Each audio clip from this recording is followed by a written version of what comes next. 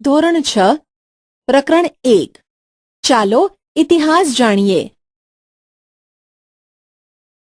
તમારા છઠ્ઠા ધોરણના અભ્યાસમાં સામાજિક વિજ્ઞાનના એક રસપ્રદ વિષય ઇતિહાસ વિશે આપણે જાણીશું. સમાજ વિજ્ઞાનો આપણને મનુષ્યના સામાજિક વિશ્વથી માહિતગાર કરે છે. તે ભૂગોળ, અર્થશાસ્ત્ર, સામાજિક પરિસ્થિતિ અને સંસ્થાઓ, રાજકીય પ્રવૃત્તિઓ અને સંગઠનોની જાણકારી આપે છે. ઇતિહાસ વિષય સિવાયના સમાજ વિજ્ઞાનો આપણને વર્તમાન સમાજ જીવનનો પરિચય કરાવે છે, જ્યારે ઇતિહાસ માનવ સમાજના ભૂતકાળની માહિતી આપે છે, જેની મદદથી આપણે વર્તમાન કાળને જાણી શકીએ છીએ. શું આપણે ભૂતકાળના જ્ઞાન વગર વર્તમાન સમાજ જીવનને સમજી શકીએ?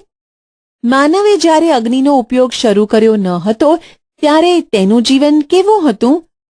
તમે એ બાબતની કલ્પના કરો કે માનવી ખેતીવાડી, રસ્તા, વાહન વ્યવહાર, મકાનો વગર કેવી રીતે રહેતો હશે? ઇતિહાસ આપણને માનવ જીવનના આવા વિવિધ રસપ્રદ પાસાઓ વિશે જાણકારી આપે છે. ઇતિહાસ આપણને ભૂતકાળના જુદા જ જીવનની સફર કરાવે છે. એક યુગમાંથી બીજા અને બીજામાંથી ત્રીજા એમ અનેક યુગોના માનવ જીવનના રીત રિવાજો, માન્યતાઓ, તેમના ખોરાક અને પોશાક વિશે માહિતી આપે છે, જાણે કે આપણે કોઈ જુદા જ વિશ્વમાં વિહરતા હોઈએ. આપણે ભૂતકાળના માનવ સમાજનું અધ્યયન શા માટે કરવું જોઈએ એવો વિચાર તમને આવતો હશે. ઇતિહાસ માત્ર ભૂતકાળની જ બાબતો સાથે સંકળાયેલો નથી, તે વર્તમાન કાળની વ્યવસ્થા સાથે કડીરૂપ છે. આપણા પૂર્વજો કેવા હતા? તે ક્યાં રહેતા હતા? શું ખાતા હતા? તેમના જીવનની અનેક મહત્વપૂર્ણ બાબતોની માહિતી આપી ઇતિહાસ આપણને માનવીના જીવનમાં આવેલા પરિવર્તનોથી માહિતગાર કરે છે. ઇતિહાસ જાણવાના સાધનો સ્ત્રોત. ચિંતને વર્તમાનપત્રમાં વાંચ્યું, ગુજરાતના કચ્છમાં 4000 વર્ષ જૂનું શહેર મળી આવ્યું. તેને આશ્ચર્ય થયું.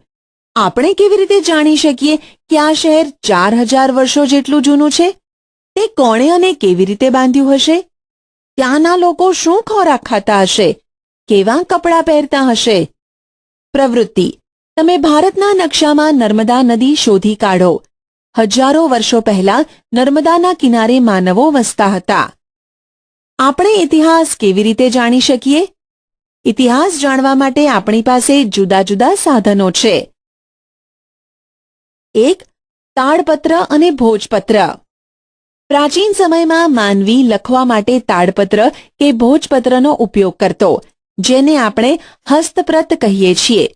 તાડપત્રો એટલે તાડ વૃક્ષના પર્ણ પર લખાયેલી હસ્તપ્રતો અને ભોજપત્ર એટલે હિમાલયમાં થતા ભુર્જ નામના વૃક્ષોની પાતળી આંતરછાલ ઉપર લખાયેલ હસ્તપ્રતો. તાડના પર્ણ પર અને ભુર્જ જેવા વૃક્ષોની છાલ પર તેઓ હસ્તપ્રત લખતા. તેમાંથી આપણને તેમની ભાષા અને જીવન જીવવાની પદ્ધતિની જાણકારી મળે છે. આવી અનેક હસ્તપ્રતો મળી છે. તાડપત્ર અને ભોજપત્ર પર લખેલી હસ્તપ્રતોમાંથી ભારતના પ્રાચીન યુગના માનવી વિશે આપણને માહિતી મળે છે. ભોજપત્ર અને તાડપત્ર. આવી હસ્તપ્રતો મંદિરો અને મઠોમાં સચવાયેલી છે. તેમાં સંસ્કૃત, પ્રાકૃત અને તમિલ ભાષામાં લખાણો મળે છે. કવિતા, નાટકો, વાર્તાઓ અને મહાકાવ્યો પણ તાડપત્ર અને ભોજપત્ર પર મળી આવ્યા છે. તે પોથી સ્વરૂપે પણ સચવાયેલી છે, જેમાં ધાર્મિક રીત રિવાજો, સામાજિક માન્યતાઓ, રાજાઓની જીવનશૈલી, વિજ્ઞાન, શિક્ષણ, દવાઓ, પ્રાણીઓ વિશે મોટા પ્રમાણમાં માહિતી મળે છે. 2. અભિલેખો. શિલાઓ અને પથ્થરો પર કોતરેલા કે લખેલા લેખ અભિલેખ કહેવાય છે. આપણે અભિલેખોમાંથી પણ ઇતિહાસ જાણી શકીએ. ઘણીવાર તે ધાતુ પર પણ મળી આવે છે. રાજા પોતાના આદેશો શિલાઓ પર કોતરાવી પ્રજા સાથે સંવાદ કરતા હતા. પ્રાચીન ભારતના અનેક રાજાઓ અને રાણીઓએ તેમના રાજ્ય, વિજય, ધર્મ અને સંસ્કૃતિની માહિતી આવા અભિલેખો પર અંકિત કરાવી છે. આવા શિલાલેખો અને અભિલેખો પર લખાયેલા લખાણો લાંબા સમય સુધી ટકી રહ્યા છે અશોકના શિલાલેખો ખૂબ જ જાણીતા છે.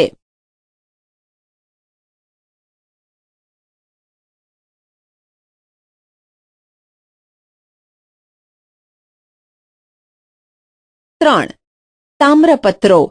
તાંબાના પતરા ઉપર કોતરીને લખવામાં આવતું લખાણ એટલે તામ્રપત્ર.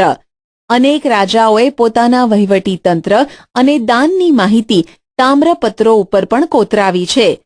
ગુજરાતમાં આવા તામ્રપત્રો મોટી સંખ્યામાં મળી આવ્યા છે, જેમાંથી રાજાના નામ, તેના ધર્મ, વહીવટી તંત્ર અને દાન ધર્મની વિગતો મળે છે.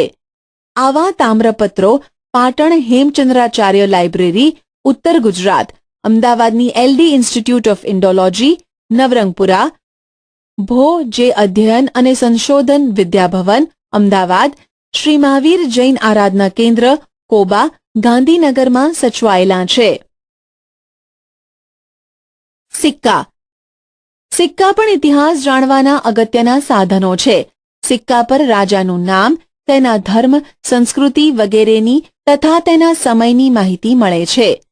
ભારતમાં ઈસવીસન પૂર્વ 5મી સદીના પંચમાર્ક સિક્કા મળી આવ્યા છે, જે સૌથી જૂના સિક્કા છે.